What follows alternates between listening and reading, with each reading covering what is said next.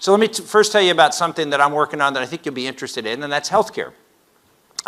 You heard Liam talk about the fact that I worked when I was in the United States Senate and House on the issue of welfare reform. That was done before all of you were born, almost. It was back in 1996. Welfare reform passed, and most of you, again, weren't around for that or even conscious of maybe even that happened. But back in the mid-90s, one of the big issues, in fact, Bill Clinton, back in 1992, ran on the issue of reforming welfare as we know it, because it was a program seen as out of control, lots of spending, not very good results, and it was a federal entitlement. There was a program called Aid to Families with Dependent Children, and it was started under FDR but morphed over the years to include providing funds for basically for moms who had children out of wedlock. Originally, it was for mothers whose fathers died, mothers whose husbands died, and we were going to provide aid to those families, and it exploded to be a system that allowed people to stay on welfare for long periods of time, generational welfare, no incentive to work, all these things that we as conservatives and really as Americans just didn't believe in. Well, Clinton, as a Democrat, said that he would reform. We took him up on it. And when we got control of the Congress back in 1994, I had worked on this bill when I was in the House. I got elected to the Senate that year. And we really worked on it. We ran into a roadblock among Republicans. We controlled the Congress. We ran into a roadblock among Republicans. Why? Because moderate Republicans, this should sound familiar, moderate Republicans don't like to vote for things that make them look mean. Right?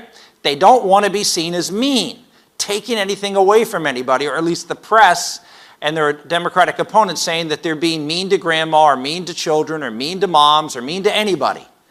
And so we had a difficult time passing the reforms that made tough choices, that I used to call tough love.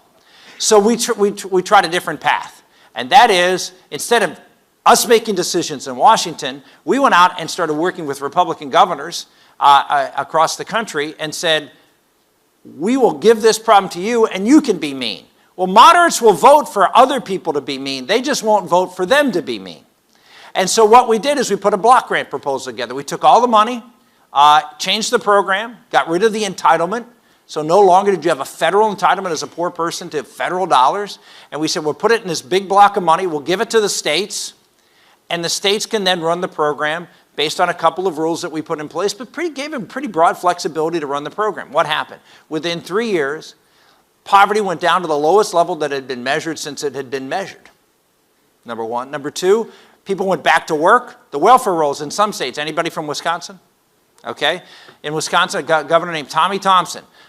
He really took the bull by the horns, reduced his welfare rolls, ready for this? 92%. Okay? So, and he didn't just throw them off welfare. He put them into work, put them into education, put them into training, and moved them off welfare and into productive life. And this program, by the way, we put a block grant, a bunch of money, and that's how we figured, that was the deal, and this is really important to understand. So, moderates don't like to be mean. It's important for those of you who are going to be in the legislature someday and you're going to be working these things. Remember this one. Don't make moderates vote for things that make them look mean. Second, give them enough money if you can get good policy in exchange for the money. So what we did is we gave this policy of a block grant, put work requirements, time limits on welfare, had the governors go out and innovate. We knew that over time that was going to help people and it was going to save money. And in exchange for that, we gave the states a lot of money. How much money? More money they can possibly spend. Why do we have to do that? Because Bill Clinton vetoed the bill twice. And so we had to keep giving more money so Bill Clinton, who at the time was a moderate Democrat, was willing to sign it. And he did. So what happened? Well, since 1996, that block grant that we put in place in 1996, you know how many times we've increased the money on that block grant in 20 years? Never. And not a single governor ever complains. Why? Because we gave them so much money and they've reduced the rolls by so much, they're still with more money than they need, 20 years later. So we've saved an enormous amount of money. People have gone back to work. and we've reduced poverty. Pretty successful program. In fact, it's been the most successful program the Republicans have ever put forward and passed. It's the only time we actually follow through with a pledge to get rid of a federal entitlement. Well, here we are now with health care. And so what did we do? We didn't learn our lesson. The leaders of the House and Senate thought, we'll fix health care. And we'll put together our own bill, and we'll have federal laws, and we'll do federal things, and we'll take Obamacare, and we'll fix it.